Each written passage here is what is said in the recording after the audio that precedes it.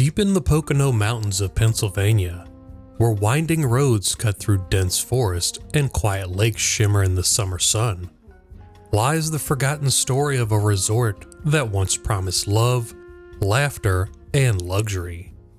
It carried many names: Scott Run Lake Lodge, Brookdale-on-the-Lake, Caesars Brookdale, and eventually Brookvillage. For nearly 60 years, it mirrored the fate of the entire Pocono resort industry. From its early days as a modest family lodge, to the glitzy Caesars era with champagne glass whirlpools and Roman-themed towers, and finally to its slow decline and eerie abandonment. This is the rise, fall, and transformation of Brookvillage at Caesars Brookdale, one of the most fascinating chapters in Pennsylvania's forgotten vacation land. Our story begins in the late 1940s, shortly after World War II. America was booming, families were traveling again, cars were more accessible, and the Poconos became the go-to weekend escape for city dwellers from New York and Philadelphia. Around 1949, a small resort opened in Scott Run, Pennsylvania, under the name Scott Run Lake Lodge. It wasn't massive, nor was it overly glamorous. It offered about 75 rooms, split between a rustic main lodge and charming lakeside cottages. What set it apart was its 18-acre private lake. Guests could rent out paddle boats, relax on the sandy beach, and enjoy the simple beauty of the mountains. For many working-class families, this was paradise. By the early 1950s, the property was renamed Brookdale-on-the-Lake, and like many Pocono resorts, it embraced the all-inclusive model. One price covered your room, breakfast and dinner, entertainment, and activities. Families could enjoy miniature golf, archery, snow tubing in the winter, and even summer camps for kids. It was wholesome, affordable, and fun. For honeymooners, it offered quiet romance. For families, it was safe fun. And for the Poconos tourism industry, it was yet another jewel in a crown that seemed to be growing brighter each year. Throughout the 1960s, Brookdale-on-the-Lake remained popular, but the resort scene in the Poconos was becoming crowded and competitive. Places like Grossinger's, Concord, and Caesars owned honeymoon resorts were investing heavily in amenities: Olympic-sized pools, sprawling casinos, nightclubs with A-list entertainers. Brookdale, by comparison, was smaller and less flashy. By the early 1970s, cracks began to show. Rising maintenance costs, increasing expectations from guests, and an aging infrastructure weighed heavily on management. By 1975, the resort collapsed financially. Bankruptcy was declared. The furnishings were sold off at auction, and the property itself went to WellTemp Incorporated for around $1.25 million. For many local residents, it seemed like the story was over. Another Pocono resort swallowed by debt, left to rot on its own lakeshore. But fate had other plans. So you come in here, and you notice, like almost right away, that this one is in much better condition than the other one we just came from. Not as much mold. They do have some mold, like up here, but not as bad as the other one, that's for sure. Doesn't smell as bad either. Still smells moldy. Got your, this resort is old. When you got an RCA tube screen, which is barely like maybe 15 inches, and then you got your VCR right below that. Oh, it's a deal breaker, but sometimes it's cool. And then downstairs is another bedroom, followed by the washing machine down there. And I love these kind of like bronze colored pilasters right here, or handrails maybe. Yeah, handrails, that's a better term for it.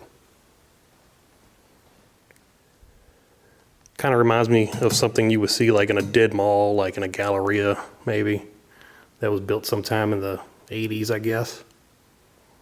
And then you go back upstairs, followed by your kitchen area. which is cool. And the upstairs bedroom. And the master.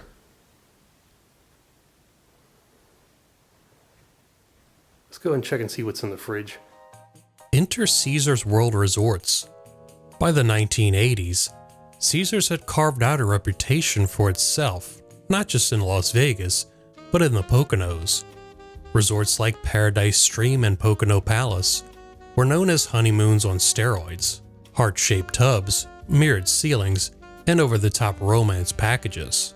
In 1983, Caesars purchased the struggling Brookdale property and gave it a new identity, Caesars Brookdale. This wasn't just a rebranding. Caesars envisioned Brookdale as a family-friendly counterpoint to their adult honeymoon resorts.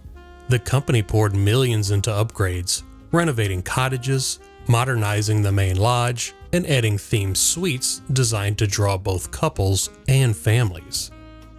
And these cabins, which I'm standing in right now, are right around that time frame.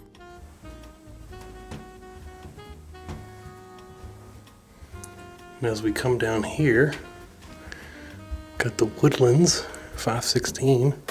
This room number's open. Ooh, it's kind of cool in here.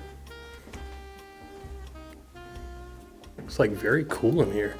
Hello, is anybody in here? It's like so cool, it feels like the air conditioner's on. Stinks a little musty in here, but looks clean.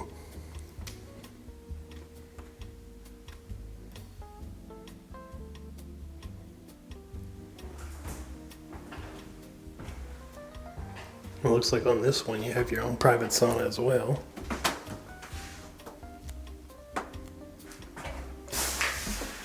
Got your little lava rocks right there, which is kind of cool. Let me back up. What is this thing? Oh, hold on. I think this is a Murphy bed. Yep, you pull it out the wall just like that. And this thing kind of just comes tumbling down. Hold on. Let me set the camera up properly. This is extravagant. Oh, man.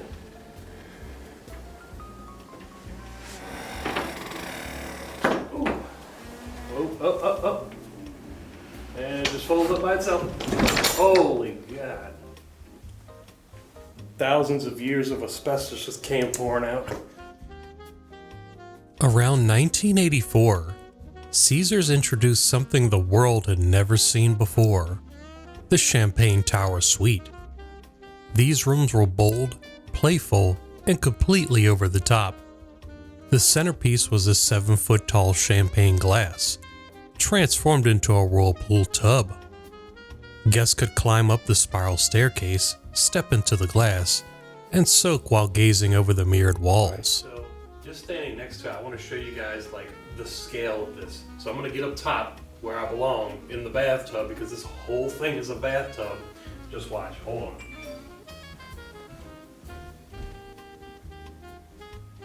There we go.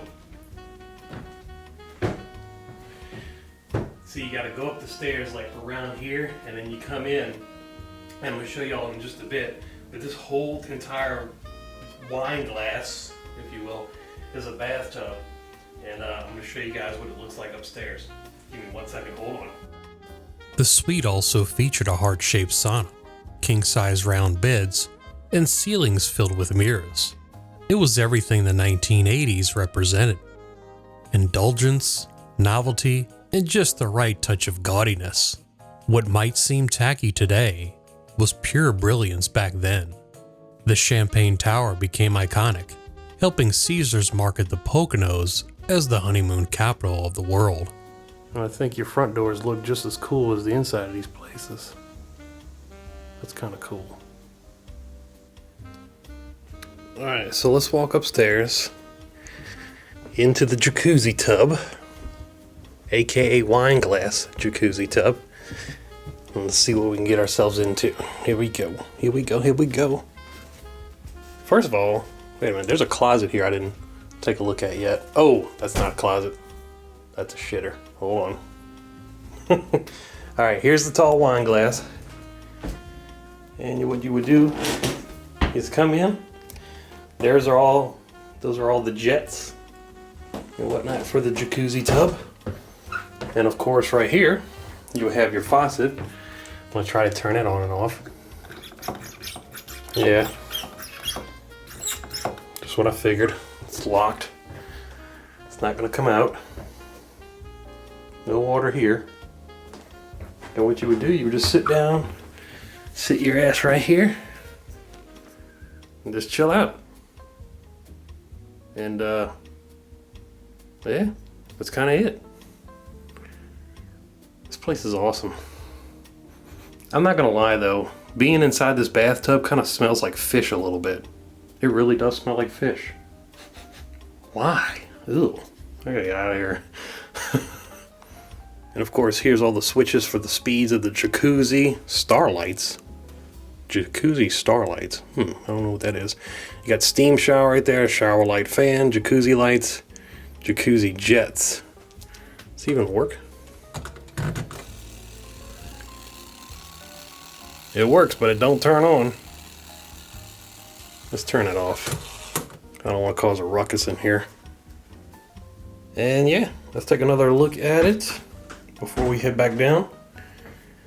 And as you can see, the living room right there. Let's go take a look at the other tub too, because this place actually has two tubs. One upstairs, one downstairs. But before we do that, let's take a quick peek at the bedroom upstairs, which is kind of nifty. You got this baby making bed right here. It's a circle bed. That's asking for trouble. Giggity. Got your TV, a couple of chairs right here. Of course, you gotta have lamps. And I guess these things right here, those things, would act as your nightstands or your night tables, whatever you like to call them. And they had a Zone Line 5000 air conditioner, which looks like it's from the 70s for sure. And you had a little mini fridge. Let's see what's in the fridge, of course. Not a damn thing. Let's head back downstairs. Wait a minute, what are these lights for? Bath, lamps, table, stairs, ceiling fan. Wait a minute. You know that jacuzzi light thing I was talking about? Wait, let me see. Jacuzzi starlights. That has to be for these little red lamps right here. 1, 2, and 3. I guess it kind of gives it like a little intimate lighting, you know? Kind of sexual, you know what I'm saying? Of course, you got your bathroom right here. You can barely see in here, that's why I'm using this flashlight. It's extremely dark. Alright, I left all my equipment downstairs. I'm kind of nervous about it. So let's go hurry up and get that. But first, let's go in here.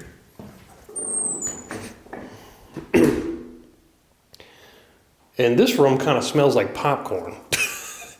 That kind of actually looks like popcorn right there, but it's not. I don't know where they came from. Looks like foam stuffing out of a sofa or something. Of course, you got this jacuzzi love tub. And I really like the terracotta looking floors with this little floral print right there. It's kind of cool. Very 80s, if you will. Or 70s, I want to say. And I guess this was like a little massage table. And you would get your own private sauna, which is kind of cool. Let's go in there and take a look what it looks like. And you get one light. And the sun is extremely hot. This place is just asking for a fire, honestly.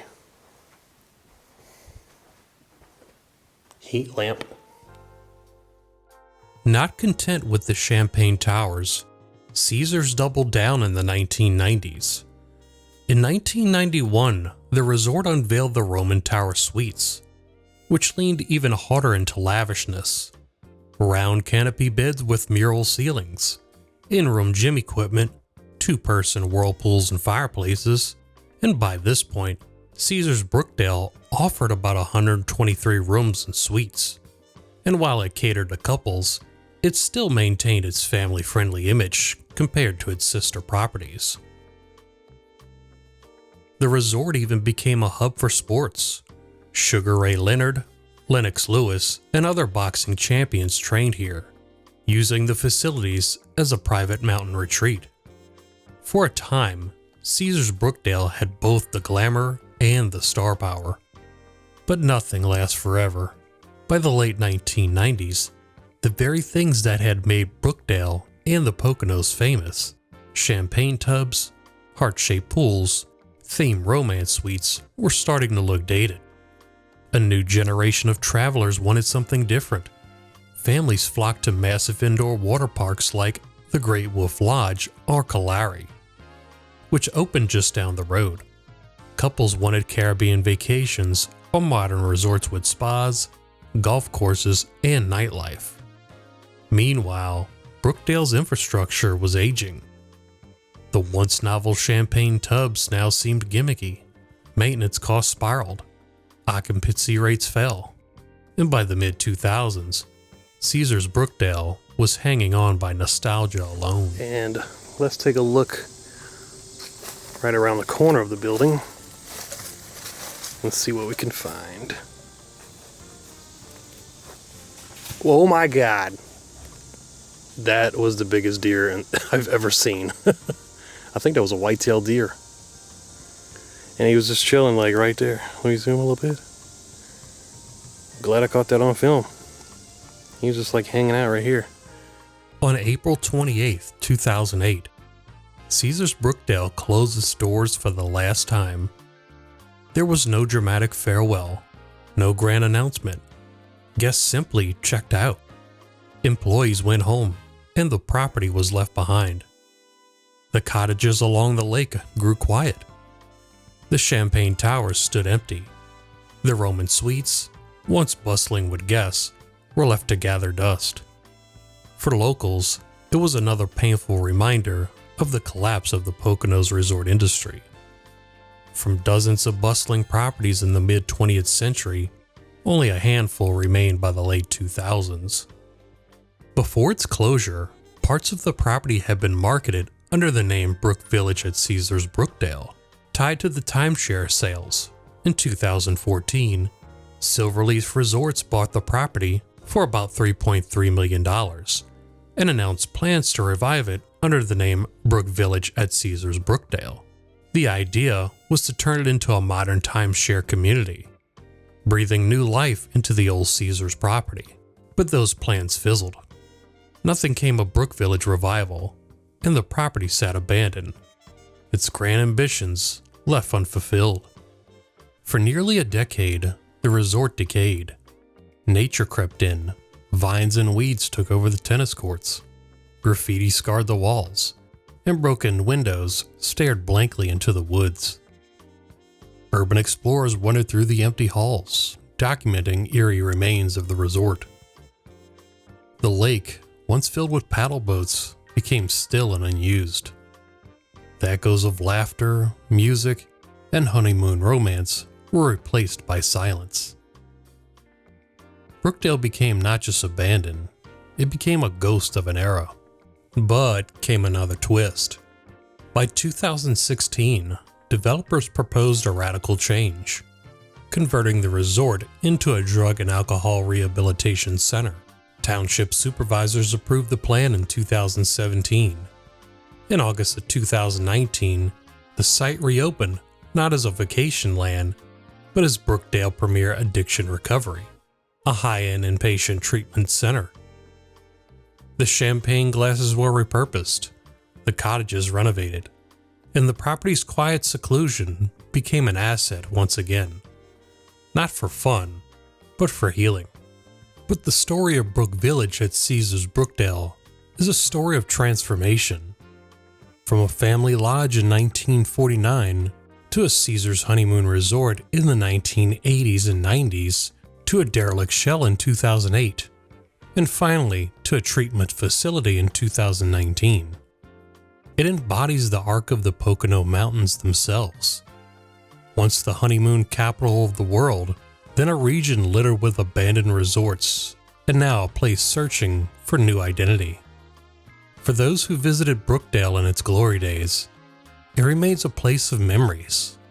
Paddle boats on the lake, champagne tubs, heart-shaped saunas, and a touch of Vegas in the mountains. But for people today, the abandoned Brookdale is a haunting reminder that even the brightest resorts can fall silent, and that paradise, no matter how glamorous, never lasts forever. Want to be a part of the story? Consider becoming a channel member. You'll help make the next explore possible and get your name in the credits where it belongs. Links in the description box below. This is RangerRickTV signing off. Thanks for watching.